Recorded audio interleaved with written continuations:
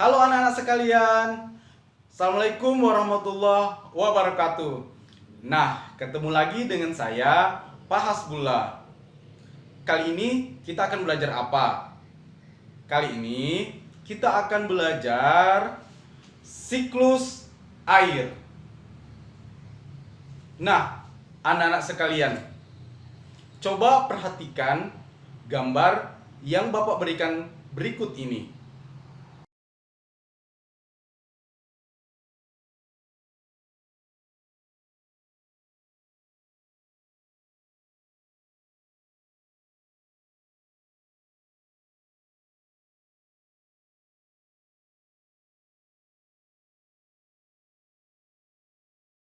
Dari gambar A dan gambar B, manakah yang indah menurut kalian?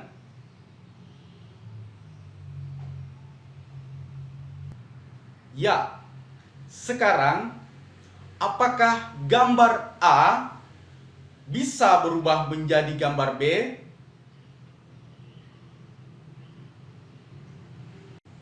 Anak-anak, menurut kalian, apakah yang dapat menyebabkan perubahan lingkungan di gambar A menjadi gambar B?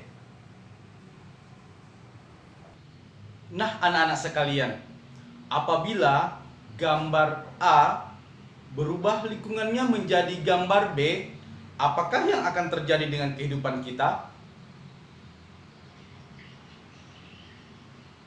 Betul sekali. Nah, anak-anak sekalian, bagaimana cara agar gambar A tidak berubah menjadi gambar B? Apa yang harus kita lakukan dalam kehidupan sehari-hari? Baik, nah sekarang kita akan lanjut dengan bagaimana terjadinya siklus air dan terjadinya air tanah serta air permukaan. Silahkan disimak video pembelajaran ini dengan baik.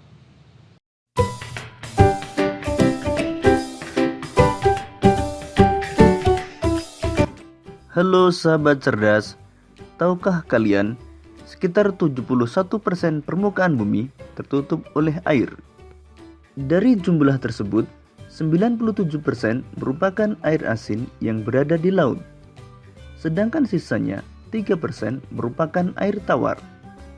Sebanyak 2% dari air tawar merupakan es yang berada di kutub. Sisanya yang dapat kita gunakan berada di danau, sungai, dan air tanah. Manusia menggunakan air untuk berbagai kebutuhan, misalnya mandi, minum, mencuci, menyiram tanaman, dan berbagai kebutuhan lainnya. Namun, meskipun digunakan secara terus-menerus, air yang ada di bumi tidak akan habis. Hal ini terjadi karena adanya siklus air. Lalu, tahukah kalian apa itu siklus air?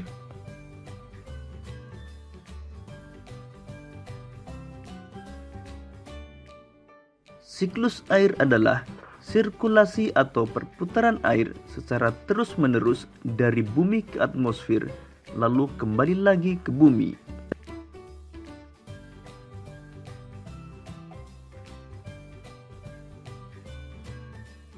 Secara garis besar, siklus air melalui 3 tahapan, yaitu penguapan, pembentukan awan, dan terjadinya hujan.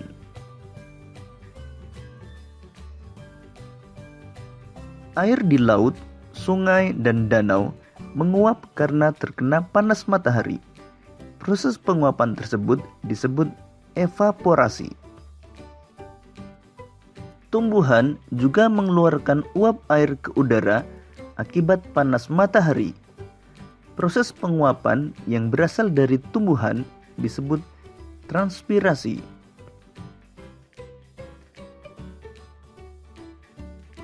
Uap air dari permukaan bumi akan naik ke udara dan membentuk awan.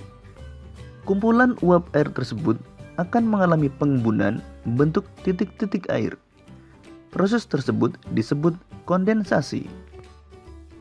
Lalu angin akan membawa awan ke daratan atau dataran tinggi. Selanjutnya titik-titik air di awan akan turun menjadi hujan. Proses ini disebut presipitasi.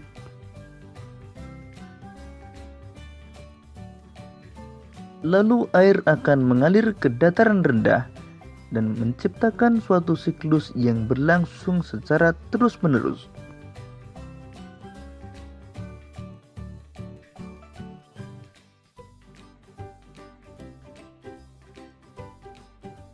Demikian tadi penjelasan tentang siklus air. Semoga video ini akan memudahkanmu dalam memahami materi siklus air.